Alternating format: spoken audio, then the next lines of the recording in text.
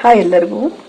ಇವತ್ತು ಮಹಾಲಕ್ಷ್ಮಿ ನೈವೇದ್ಯಕ್ಕೆ ಶಾವಿಗೆ ಪಾಯಸ ಮಾಡ್ತಾ ಇದ್ದೀನಿ. ಶಾವಿಗೆ ಪಾಯಸ ಮಾಡಲಿಕ್ಕೆ ಮುಖ್ಯವಾಗಿ ಶಾವಿಗೆ ರೋಸ್ಟೆಡ್ ಇದು 1 ಬೌಲ್ ಶಾವಿಗೆ ತಗೊಂಡಿದ್ದೀನಿ. 1 ಬೌಲ್ ಸಕ್ಕರೆ ಇದೆ, ಕೇರ್ ಬೀಜ ಇದೆ, ಏಲಕ್ಕಿ, ಗೋಡಂಬಿ ಮತ್ತು ದ್ರಾಕ್ಷಿ, ಕೊಬ್ಬರಿಯನ್ನು ಕ್ಲೀನಾಗಿ ಹೆರ್ಬಿಟ್ಟಿಟ್ಕೊಂಡಿದ್ದೀನಿ.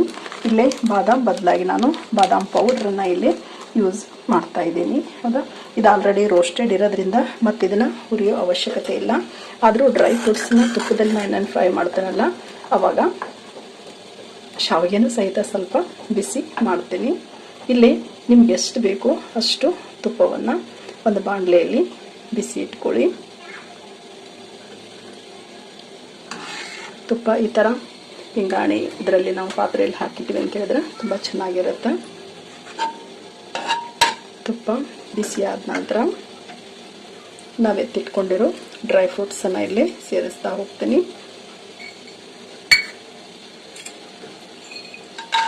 ಕೇರ್ ಬೀಜ, ಆ್ಯಕ್ಚುಲಿ ಇದು ತುಂಬ ದಪ್ಪ ಇದೆ ತಳ, ಹಾಗಾಗಿ ಸ್ವಲ್ಪ ಟೈಮ್ ತಗೊಳುತ್ತೆ ಬಿಸಿ ಆಗಲಿಕ್ಕೆ. ಎತ್ತಿಟ್ಟಿರೋ ದ್ರಾಕ್ಷಿ ಮತ್ತು ಗೋಡಂಬಿನ ಇಲ್ಲಿ ಸೇರಿಸ್ತಾ ಇದ್ದೀನಿ. ಸ್ವಲ್ಪ ಕಲರ್ ಚೇಂಜ್ ಆದರೆ ಸಾಕು.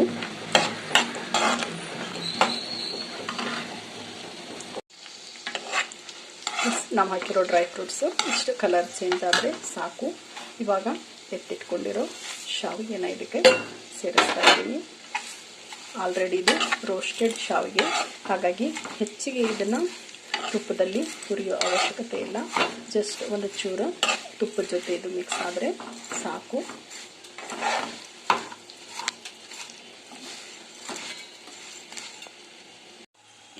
ಶಾವಿಗೆ ಡ್ರೈ ಫ್ರೂಟ್ಸ್ ತುಪ್ಪದ ಜೊತೆಲ್ಲ ಚೆನ್ನಾಗಿ ಮಿಕ್ಸ್ ಆಗಿದೆ. ಇವಾಗ ನಾನು ಇದಕ್ಕೆ ಅರ್ಧ ಲೀಟರಷ್ಟು ಕಾಯಿಸಿರೋ ಹಾಲನ್ನು ಇಲ್ಲೇ ಸೇರಿಸ್ತಾ ಇದ್ದೀನಿ.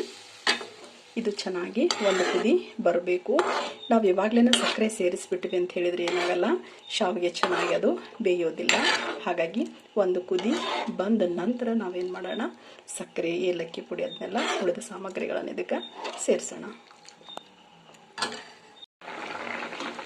ಶಾವಿಗೆ ಚೆನ್ನಾಗಿ ಹಾಲು ಮತ್ತು ಎಲ್ಲ ಡ್ರೈ ಫ್ರೂಟ್ ಜೊತೆ ಚೆನ್ನಾಗಿ ಮಿಕ್ಸ್ ಆಗಿದೆ. ಒಂದು ಕುದಿಯಲ್ಲಿ ಇದು ಚೆನ್ನಾಗಿ ಬೆಂದ್ಬಿಡುತ್ತೆ.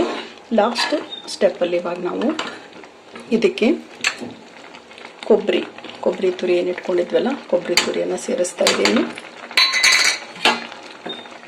ಜಜ್ಜಿಟ್ಟಿರೋ ಏಲಕ್ಕಿ ಪುಡಿ, ಬಾದಾಮ್ ಪೌಡ್ರ್ ಅಂತ ಹೇಳಿದ್ನಲ್ಲ, ಈ ಬಾದಾಮ್ ಪೌಡ್ರ್ ಸೇರಿಸೋದ್ರಿಂದ ಕೇಸರಿ ದಳಗಳು ಇದರಲ್ಲಿರುತ್ತೆ, ಸೆನ್ಸ್ ಇರುತ್ತೆ. ಹಾಗಾಗಿ ನಾನು ಖೀರ್ ಮಾಡುವಾಗ ಪ್ರತಿ ಸಲನೂ ಶಾವಿಗೆ ಪಾಯಸಕ್ಕೆ ಈ ಬಾದಾಮ್ ಪೌಡ್ರನ್ನು ಇಲ್ಲಿ ಸೇರಿಸ್ತೀನಿ. ಜೊತೆಗೆ ಸಕ್ಕರೆ, 1 ಬೌಲ್ ಸಕ್ಕರೆ. ಆ್ಯಕ್ಚುಲಿ ಸಕ್ಕರೆ ಹೆಚ್ಚು ಇಷ್ಟಪಡೋರು 1.5 ಬೌಲನ್ನು ನೀವಿಲ್ಲಿ ಸೇರಿಸ್ಬೋದು, ಬಟ್ ನಾನಿಲ್ಲಿ 1 ಬೌಲನ್ನು ಇಲ್ಲಿ ಸೇರಿಸ್ತಾ ಇದ್ದೀನಿ. ನಿಮಗಿನ್ನೂ ತೆಳು, ಆ್ಯಕ್ಚುಲಿ ಸಕ್ಕರೆ ಕರಗಿದ ಮೇಲೆ ಇದೇನಾಗುತ್ತೆ, ತೆಳು ಆಗುತ್ತೆ. ಹೌದು, ಇನ್ನೂ ತೆಳು ಬೇಕನ್ನೋರು ಇವಾಗಲೇ ಸ್ವಲ್ಪ ಬಿಸಿ ಹಾಲು ಅಥವಾ ಬಿಸಿ ನೀರನ್ನಾದರೆ ನೀವು ಇದಕ್ಕೆ ಏನು ಮಾಡ್ಬೋದು, ಇವಾಗ ಸೇರಿಸ್ಕೋಬೋದು. ಜಸ್ಟ್ ಸಕ್ಕರೆ ಕರಗಲಿಕ್ಕೆ ನಾನು 1-2 ನಿಮಿಷ ಇದನ್ನು ಇವಾಗ ಬಿಡ್ತೀನಿ.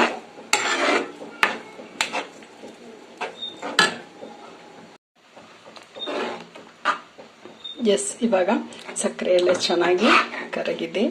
ಇವತ್ತಿನ ನಮ್ಮ ಶಾವಿಗೆ ಪಾಯಸ ರೆಡಿಯಾಗಿದೆ. ನಾನು ಸಿಂಪಲ್ಲಾಗಿ ದೇವರ ನೈವೇದ್ಯಕ್ಕಂತ ಇದನ್ನು ಮಾಡಿದ್ದೀನಿ. ಹಾಗಾಗಿ ಫಸ್ಟ್ಗೆ ದೇವರ ನೈವೇದ್ಯಕ್ಕೆ ಇದನ್ನು ಇಡ್ತಾ ಇದ್ದೀನಿ.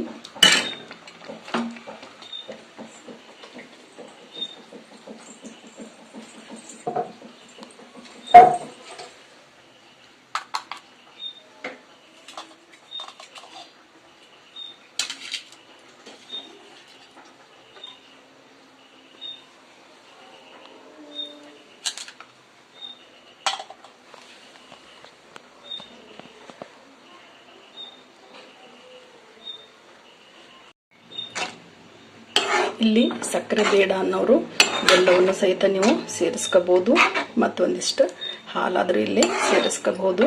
ಹೌದಾ, ಇಷ್ಟಾದರೆ ಸಿಂಪಲ್ ಆಗಿ ಇವತ್ತಿಂದು ನಮ್ಮದು ಶಾವಿಗೆ ಪಾಯಸ ರೆಡಿ.